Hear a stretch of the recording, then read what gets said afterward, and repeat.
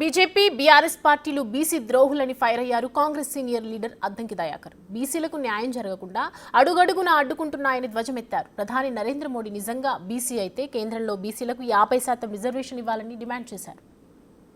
BJP ఇలా BC ప్రధానమంత్రి అంటున్నారు. కన్వర్టెడ్ బీసీ అని అంటే బాధపడుతున్నారు. ఇక్కడ ఉన్నది కూడా బీసీ నాయకులే. బండి సంజయ్ గారు కానీ, ఈటల రాజేందర్ గారు కానీ, లక్ష్మణ్ గారు కానీ, వీళ్ళు ముఖ్యమైన నాయకులుగా బీసీ నాయకులుగా ఉన్నారు. మీరెందుకు దేశవ్యాప్తంగా 75 సంవత్సరాలుగా బీసీలకు అన్యాయం జరుగుతుందని చెప్పి కాంగ్రెస్ మీద మీరు గతంలో దుమ్మెత్తిపోసిండ్రు. ఇప్పుడు మీ ప్రభుత్వం మూడోసారి అధికారంలోకి వచ్చింది. బీసీ కమిషన్ వేసిండ్రు. బీసీకి రిజర్వేషన్లు చట్టసభల్లో ఇవ్వడానికి మీకు వస్తున్న సమస్య ఏంది? బీసీలకు స్థానికంగా లేదంటే విద్యా ఉద్యోగ ఉపాధి అవకాశాల్లో 50% రిజర్వేషన్లు కల్పించడానికి మీకు ఏం సమస్య వస్తున్నాయి? మీరు రాజకీయాల కోసం ఇష్టానుసారంగా మాట్లాడుతున్నారు. ఏదో అవునంటే కాదనిలే అన్నట్టుగా మీరు చేస్తున్న ప్రయత్నాలన్నీ కూడా చూస్తున్నాం.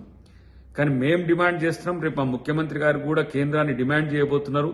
మా రాహుల్ గాంధీ గారు కూడా ప్రధానమైన ఆశయం అదే. బీసీలకు రిజర్వేషన్లు సాధించడమే రాహుల్ గాంధీ గారి జీవిత లక్ష్యం. అందుకొరకే కాంగ్రెస్ పాలిత రాష్ట్రాల్లో, తెలంగాణలో ఇలా బీసీలకు చట్టసభల్లో రిజర్వేషన్ల కోసం అనేది ఒక ప్రయత్నం చేస్తున్నాం. రేపటి రోజున మీ మీద కూడా పోరాటానికి దేశవ్యాప్తంగా రాహుల్ గాంధీ గారు ముందుకు వస్తున్నారు. మేం పాలించే రాష్ట్రాలు, అది కర్ణాటక కానీ, హిమాచల్ ప్రదేశ్లో కానీ, జార్ఖండ్లో కానీ ఆ ప్రయత్నాలు మేము చేస్తాం.